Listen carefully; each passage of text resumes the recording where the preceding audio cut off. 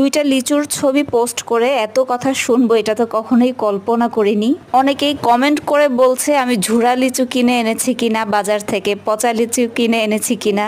আল্লাহ আমার কিসমতে যেটা রেখেছে আমি সেটাই কিনেছি।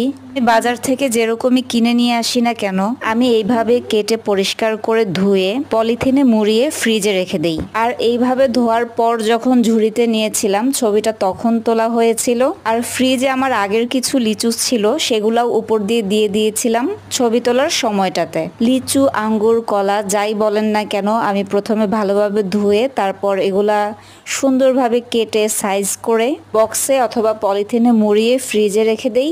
এতে ফ্রিজের হাইজিন মেনটেন হয়। এতে ফলমূল বা শাকসবজি ফ্রিজে যেটাই রাখেন না কেন দীর্ঘদিন ধরে ভালো থাকে। ফ্রিজ ঘন ঘন ধোয়ার প্যারা থাকে না। সর্বশেষে একটা কথা, আল্লাহ আমার রিজিকে যেটা রেখেছে, যতটুকু রেখেছে আমি আলহামদুলিল্লাহ এর জন্য শুকরিয়া।